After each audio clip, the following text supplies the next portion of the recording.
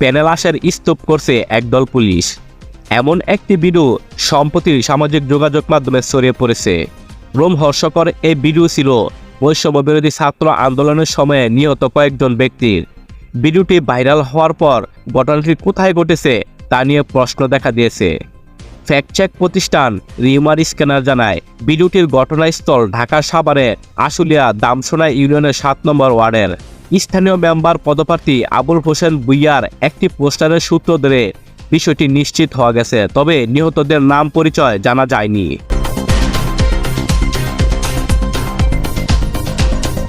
আজ শনিবার দুপুরে ইন্ডিপেন্ডেন্ট টেলিভিশনের পক্ষ থেকে রিউমার স্ক্যানারকে মেইল করে এ বিষয়ে জানতে চাইলে ফিরতি মেইলে তারা ঘটনার সত্যতা নিশ্চিত করে। ভাইরাল হওয়া ভিডিওতে দেখা যায় অনেকগুলো মরদেহ স্তূপ করে রাখা হয়েছে একটি ভ্যানে। পাশাপাশি আরেকটি মরদেহ ভ্যানে তুলে দিচ্ছে পুলিশ সদস্যরা। পরে একটি পোস্টার দিয়ে লাশগুলো ডেকে ফেলা হয়। এ সময় ঢাকা জেলা উত্তর ডিবি পুলিশের পরিদর্শক আরফাত সহ আরও কয়েকজন পুলিশকে আশপাশে হাঁটাহাঁটি করতে দেখা যায়।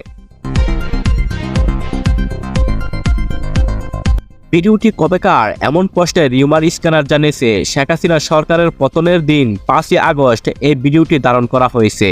গত 5ই আগস্ট ছাত্র জনতার আন্দোলনে পতন হয় আওয়ামী লীগ নেতৃত্বাধীন সরকারের। সেই দিন দেশ ছেড়ে ভারতে আশ্রয় নেন আওয়ামী লীগ সভানেত্রী ও তৎকালীন প্রধানমন্ত্রী শেখ হাসিনা। বৈষম্য বিরোধী ছাত্র আন্দোলনে পুলিশের সঙ্গে সংঘর্ষ ও গুলিতে প্রাণ হারিয়েছে বহু মানুষ।